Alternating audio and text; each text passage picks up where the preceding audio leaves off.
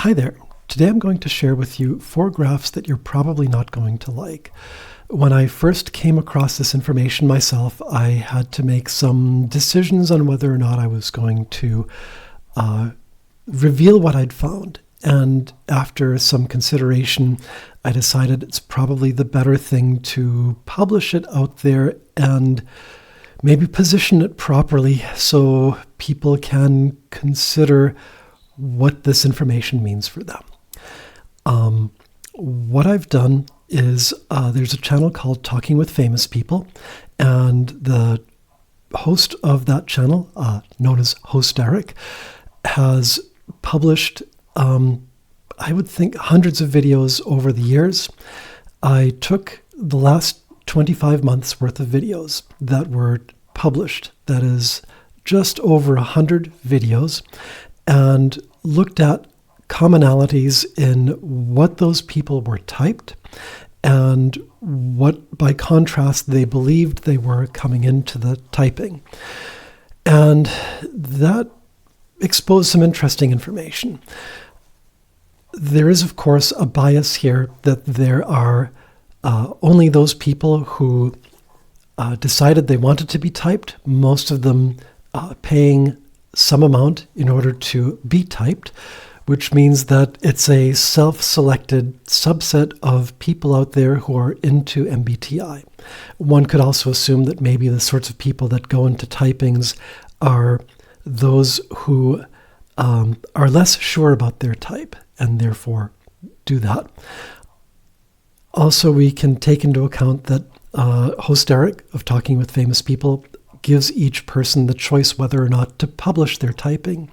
So I would suspect that more often than not, people whose typings are way off the mark would decide not to choose to publish, or maybe certain personality types are more reticent to publish than others. So that is very much a biased and self-selected sample.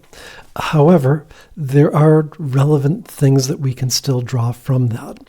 And here's where I'm going to start showing you what results have come out of the more than 100 typings that I've compiled. So my first point is that the hit rate for people who walked in through the door to be typed is about 50-50. That is, about 1/4 of people who came in to be typed believed they were one type and they were correct.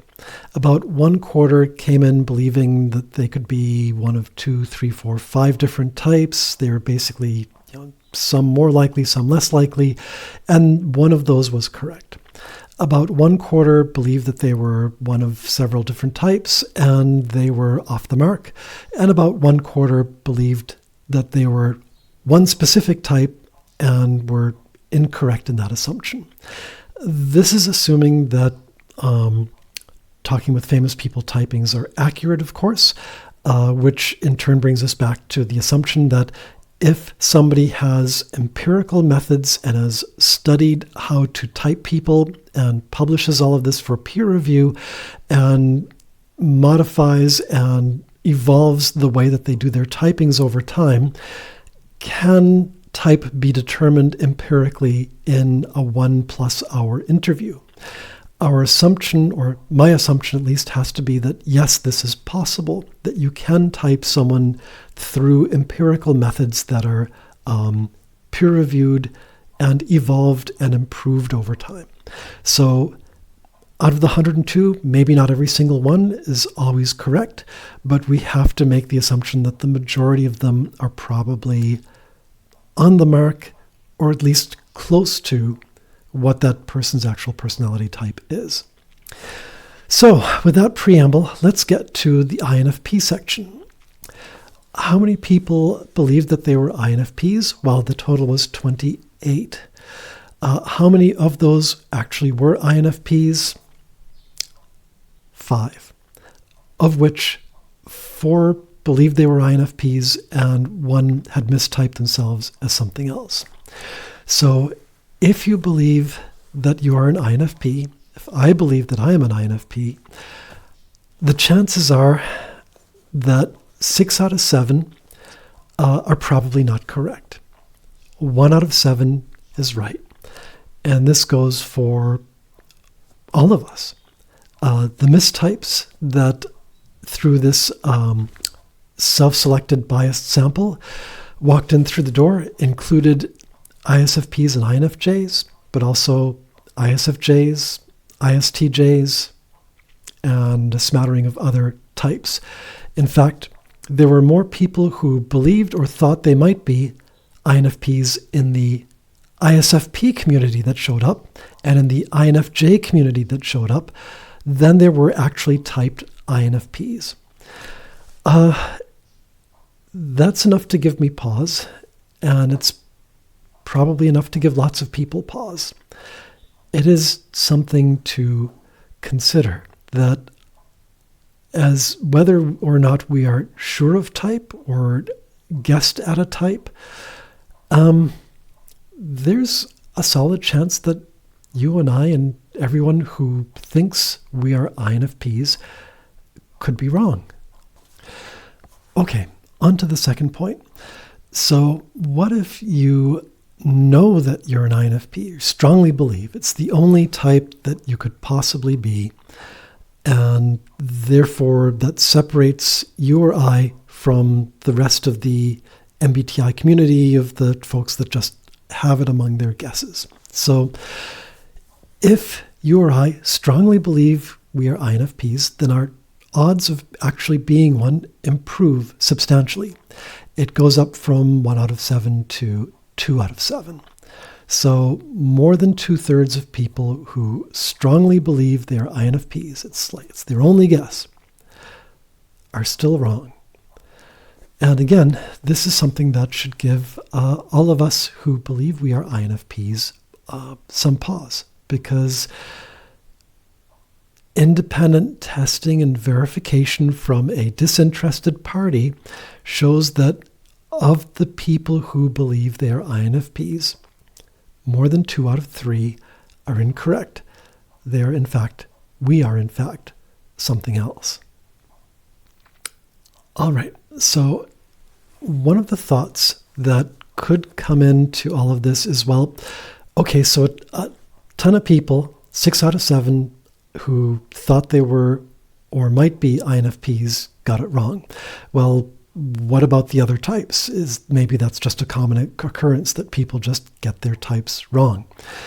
Well, when we look at what did people believe or guess, the 28 total who thought they were or actually were INFPs, the 24 that were mistaken about this guess or belief is far outnumbered compared to the other personality types.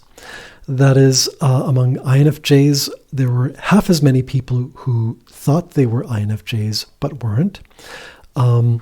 There were substantially fewer INTPs and INTJs, which were the next most common wrong guesses in the MBTI typometer for typings. And then you get some of them that were actually relatively few inaccurate guesses. In fact, ENTJ and ESTJs were typically the most accurate. If you believed you were an ESTJ or ENTJ, chances are you probably were, which I think is just lovely. But at any rate, it is an interesting thing to note that sincerely held beliefs or guesses that one must be one of a couple of types are not necessarily correct. And INFP, for some reason, attracts a very large number of incorrect hits. What I should point out here, though, is that ENFP, even though it's a smaller fraction, had an even more incorrect hit rate. So with INFPs, it was 6 out of 7 weren't right. With INFPs, 9 out of 10 were incorrect. So it was an 86%-ish miss rate for INFPs. It was a 90% miss rate for ENFPs.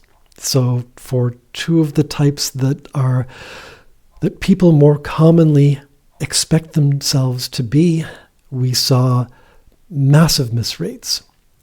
So for the last graph, I can see the protestations that people would say, well, hang on, the samples are all over the place in terms of having a lot more INFJs than are out there in real life, and a lot more ISFPs, and then maybe some types are underrepresented.